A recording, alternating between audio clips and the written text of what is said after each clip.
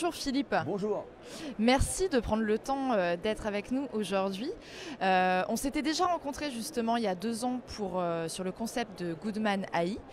Tu utilisais déjà l'intelligence artificielle à l'époque pour créer des films immersifs. Aujourd'hui, qu'est-ce qui a changé concrètement avec l'arrivée de l'IA générative? Alors c'est la proportion d'IA qu'on met dans nos films. Il y a 2 ans, on mettait très peu d'IA, parce qu'à vrai dire, on balbutiait comme beaucoup de gens il y a encore 2 ans. Les moteurs étaient beaucoup moins puissants qu'aujourd'hui. Et donc on était beaucoup sur des techniques, des effets spéciaux, des fixes, etc. Aujourd'hui, complètement différent. On va dire que nos films ils sont à 80% faits par l'IA, enfin, faits grâce à l'IA et non pas faits par l'IA. Et c'est là la différence énorme. C'est-à-dire que c'est un outil magnifique au service de la créativité. Ça ne remplace pas la créativité, ça ne remplace pas l'émotion, mais ça permet de gagner du temps, de l'énergie et de se concentrer vraiment sur la scientifique moelle, c'est-à-dire comment je crée l'émotion et comment je crée la narration, ce qui est notre ADN chez Goodman AI.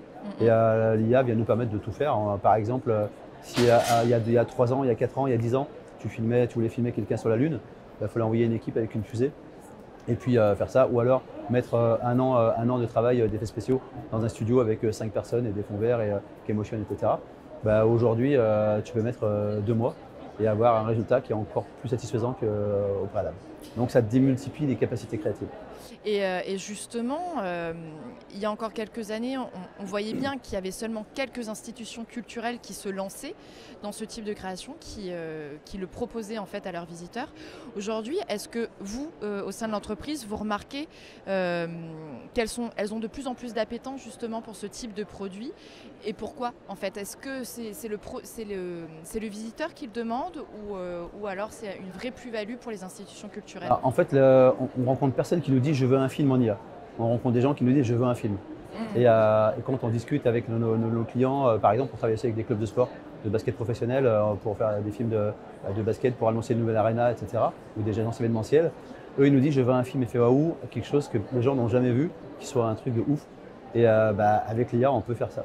Donc au final, le film il sera fait avec de l'IA, mais la commande initiale, c'était juste je veux un film incroyable. Et nous, l'IA, ça nous sert à faire des films encore plus incroyables que ceux qu'on faisait au préalable. Ils sont à tel point incroyables qu'on a eu le Award 2024 de la meilleure agence de production de films IA en Europe. Donc ça veut dire qu'on a atteint un niveau chez nous qui nous permet de répondre à toutes les demandes.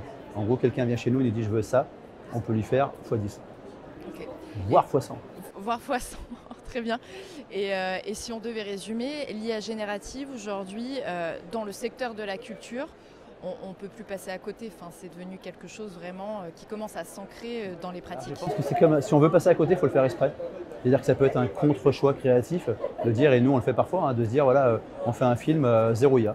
Parce que c'est une demande, c'est un parti pris créatif.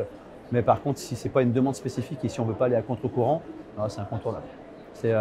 Aujourd'hui, ne pas maîtriser les outils IA, c'est se mettre un peu de côté en frange de la marche créative. Et c'est valable de la sculpture, de la peinture, de la photographie. Enfin, ça devient de plus en plus transverse sur l'ensemble des domaines artistiques. La BD, la littérature, voilà, c'est devenu un incontournable. Mais il faut que ça soit tout le temps au service de l'humain et non pas le contraire. Donc nous, l'IA, c'est tout le temps l'humain d'abord, l'émotion humaine. Et l'IA n'est qu'un outil et ça doit rester un outil. Très bien. Merci Philippe. En prix, merci à vous.